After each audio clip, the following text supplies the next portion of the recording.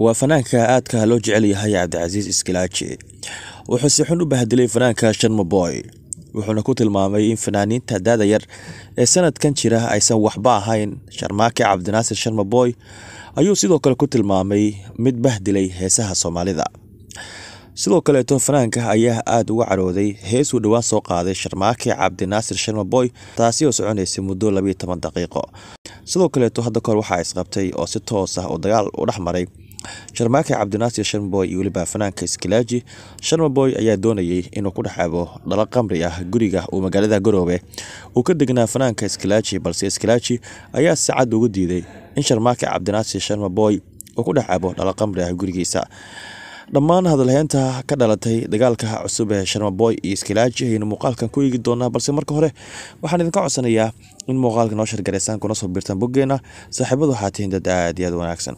saacadihii lasoo dhaafay waxaa baraha bulshada qabsaday fanaanka caanka ah ee aadka loo jecel yahay Cabdicasiis Iskilaaji. Cabdicasiis Iskilaaji ayaa ka mid ah fanaaniinta aadka loo jecel yahay, waxaana inta badan uu qaadaa heesaha dareenka leh, gaar ahaan heesaha jaceylka. waxa uu ka hadlay muddooyinkii ugu dambeysay Sharma Boy oo ah fanaanka xilligan aadka u kacsan. waxa uu hadda ku sugan yahay wadanka Mareykanka. waxa uu dhawaan soo saaray hees soconaysa muddo 12 daqiiqo. heestaasi waxyaabo badan ayuu kaga hadlayay. sidoo kale waxa uu ka hadlay fanaaniinta qaarkood sida Iskilaaji xataa uu ku jiray heesta, isagoo dhahaya okiyaalaha ma dhigo iyo waxyaabo kale. fanaanka Iskilaaji ayaa ku tilmaamay Sharma Boy in heesaha uu qaado uusan ahayn hees markaasi dabcan xigmadeysan ama hees wanaagsan. sidoo kale fanaanka ayaa Sharma Boy ku tilmaamay mid loo baahan yahay inuu Sharma Boy uu markaa dabcan heesihiisa u noqdo mid dadka ay ka faa'iidaan. waxaad arkaysaa ayuu leeyahay heesaha Sharma Boy waa hees iska caadi ah, waa heeso marka hadal iska caadi ah, loona baahan yahay in uu si toos ah u tago abwaaniinta ee aadka loo jecel yahay. sidoo kale uu ka dalbado in hees markaa loo sameeyo ama heeso taariikh ha noqoto ama heeso jecel ha noqoto ama heeso kale oo markaa dabcan oo xanaf leh in markaa fanaanka uu soo qaado. sidoo kale Sharmaake Cabdinaasir Sharma Boy iyo waliba fanaanka lagu magacaabo Cabdicasiis Iskilaaji ayaa hadda kor waxa isku qabteen magaalada Garowe. arrintan muddooyinkii ugu dambeeyay social media ayay qabsatay.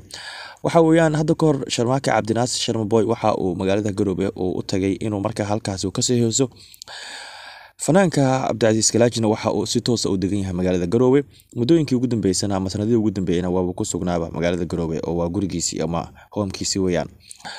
haddaba Sharma Boy ayaa hadda kahor waxa uu damcay in dhalo qamri ah inuu soo gato kadibna uu ku dhaxabo guriga ninka la yiraahdo Cabdicasiis Iskilaaji.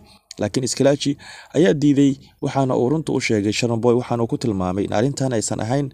wuxuu yiri gurigeyga ma lagu cabi karayo qamri, sababtay tahay waa mid xaaraan ah.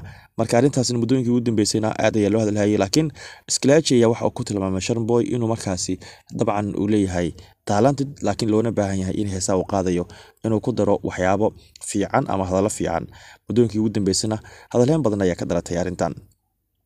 haddaba daawade, maxay kula tahay in Cabdicasiis Iskilaaji uu heesaha Sharma Boy ku tilmaamo mid aan waxba ahayn?